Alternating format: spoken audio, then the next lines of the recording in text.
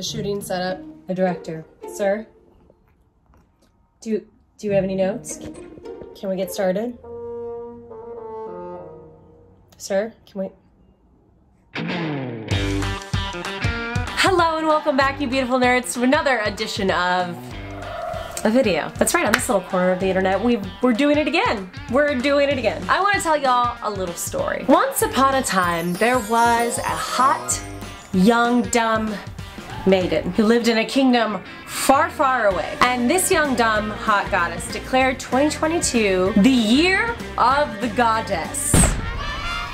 And she did this because she missed some magical components of her life, because she missed the different communities of goddesses that she used to spend time with and used to see weekly. But you see, my beautiful nerds, a plague of stupid and unprecedented proportions. Unprecedented times. Unprecedented times. Unprecedented times. This unprecedented moment in our history Swept over the land and fucked everything up. And now our bad bitch of a maiden feels like she has lost her je ne sais quoi, her magic. And so she decided to study ladying and goddessing and all different sorts of feminine magics that the internet would show her. And boy, did it show her a lot. Turns out the internet has a lot to say. Can I successfully live out an unsupervised cottagecore lifestyle? No! Look at, oh shit, oh shit. And this was an, I am the happiest I've ever been! If there's something that the TikTok generation of bimbos has taught us, is that bimbos come in all shapes and sizes. Hell, there are even himbos, thembos. You see, my beautiful nerds, it was never my intention to study goddesshood through the lens of different trendy archetypes on social media. But 2022 started, and then I got COVID, and then I got a really hard job, which was really exciting, if I may, just for a second. I was hired to be a co-executive producer for Instagram to produce one of their big live streams featuring Paige DeSorbo, who, if you don't know, she's a star on a reality show here in America called Summer House. That woman is a princess in and of her own right, and I mean princess in the highest form of compliment. And I took the job because I am a person who loves a challenge that results in money. But little did I know that first 6 weeks of the year really set the tone for what my 2022 was going to turn out to be. 2022, the year of COVID and hard jobs, not the study of goddessry like I had expected. You see, my good bitch, I started the year thinking that I was going to be taking classes and studying with experts, interviewing them and featuring them on the channel. But a few months into 2022, I realized that I was a lot more isolated than I thought I was gonna be. So then I had to turn to the dark arts of social media. So I went to TikTok to find a lot of my popular archetypes. There we studied modern bimboism, cottagecore, and the it girl mentality. Now, a lot of these popular archetypes I found are still steeped in perfectionism, domesticity, and ideas around promiscuity, which I don't think is a new expression of any means of femininity. In fact, I think domesticity, perfectionism, and sexual promiscuity is something that has been thrust upon femmes for a long, long time. So it's not really new, but it is nuanced. And the reason why it's nuanced is the comment section. Yes, the comment section. A place where internet creators are sometimes afraid to look at their own comment section, but it is so useful when you're exploring archetypes and tropes. Because there's public discourse. People go deep. Deeper than you think in the comment section. Also, TikTok's functionality encourages riffing. Take bimboism for an example. What may have started as a picture of bimboism from like the 1980s, God bless, now has transformed into the 2022 modern bimbo. A person who is not just a woman, you don't have to be just a woman, but someone who has progressive ideologies in government, fighting for social identities and expressionism. Someone who uses the male gaze to their advantage. So that's the good news and the bad news, but that's also enough about me. I want to hear from others. Hello, my name is Shai. My name is Janet. My name is Delphine. My name is Kez. My name is Marlo Engels. My name is Raven. My name is Sarah. My name is Shay. My name is Katie. Okay, now the real questions. As a goddess, my pain tolerances emotionally and physically have gotten higher. And I can notice when I'm not feeling like a goddess or treating myself like a goddess, my emotional pain tolerances definitely are a lot lower. I would say I know how to better deal with any pain. I know how to manage it a lot better. I know what my go-to self-care things are. I know what calms me. I know what makes me feel better. I know what helps heal me. I've always had a really high pain tolerance. I used to think that I was a very weak person, and I realized that in times of like sobbing and falling apart, those are actually when I show myself that I'm my strongest. In terms of physical pain, I got my first tattoo this year. At first I was really nervous, and then I realized that being consistently stabbed by needles does not hurt nearly as much as my period cramps, which is horrifying. I would say my pain tolerance has been higher this year, probably by a lot, as I've learned coping skills and have continued to work on myself. How has my pain tolerance been in 2022? I would have to say it has increased for the better. I've had to learn how to reflect and develop better coping skills when it comes to my emotional and mental health. When it comes to my pain tolerance in 2022, I guess I'd say it's the same but different. I guess I had a long-term neck pain issues, and this year I've definitely implemented good stretching both in the morning and the evening, as well as reducing stress levels in my life in general. But then when it comes to, for example, my period, I feel like the cramps are worse. I feel like my breast tenderness is so much more intense, like I haven't seen it before. And about emotional, I guess sometimes I think I'm doing so much better. I feel so much better. I've definitely been doing something right. And then something will come along and throw me off, and then I'll be back to where I was before.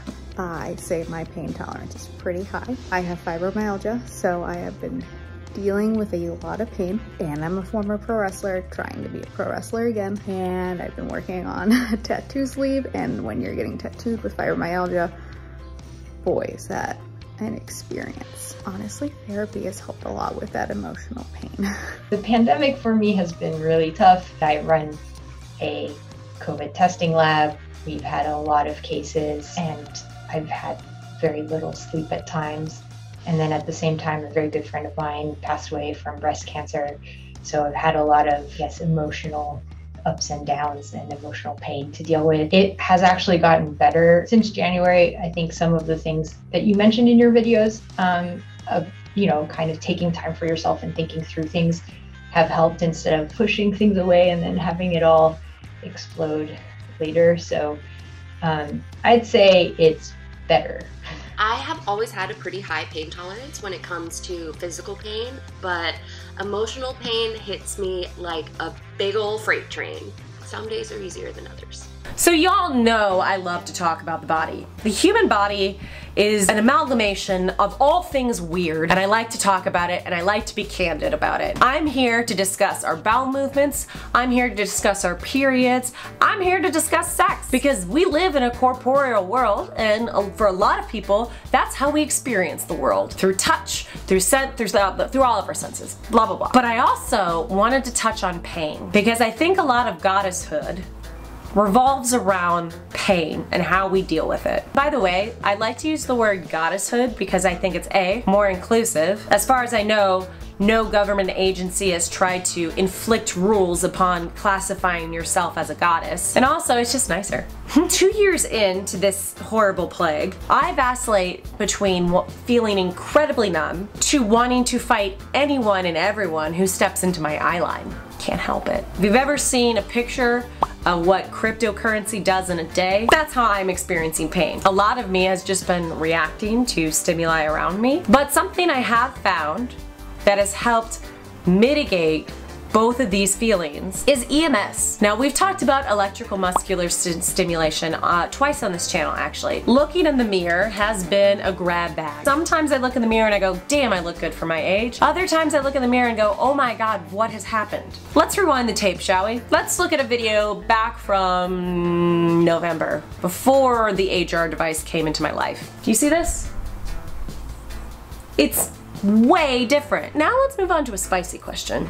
One word to describe my sex life this year is complicated. It's both been the best sex I've ever had, and it's incredible. But on the other hand, I'm my biggest barrier to having a good time. If I had to describe my sex life in one word, I would have to say it is transformative, because it's continuously evolving. I'm getting more comfortable with my body.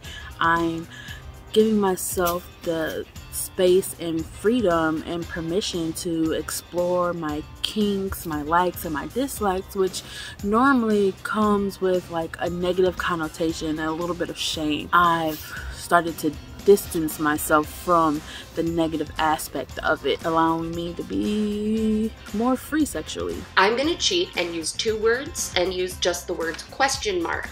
After the recent breakup, I am just focusing on getting back to feeling like myself and figuring out who I am again and what just being myself and being with myself means. So I don't know what lies ahead for me, but I'm really excited to find out. Now, I seriously can't just ask that question and expect not to answer for myself. An eye for an eye, I always say. Recently, my sex life this year, and the year of the goddess, has been dominated by sex toys. And I don't think I'm alone in that. Hello, internet friends. Hello, internet friends. I'm talking about sex toys now and how it's influenced the year of the goddess. Do you have anything you'd like to say? We have too many sex toys. I didn't know it was possible, but they just keep sending us some. They just keep coming in the mail. I don't know about you, but I've been seeing sex toys and ads for sex toys all over my timeline. I'm not even talking about just what I speak in my life and then my phone figures out. A lot of my favorite creators have been doing SpawnCon for sex toys, and I'm not mad. I'm so excited that technology and the sex industry has been putting their money where their mouth is and doing research about the female body and how it can experience more pleasure. And to that end, sex toys have helped me reconnect to pleasure in my body. If the year of the goddess is all about reconnecting people with whatever makes them feel magical, why not sex toys? Yes, it's big business, and yes, it's in our pants, but it's also spurring a lot of innovation. So what can we expect from the year of the goddess in the next 6 months? It's a great question.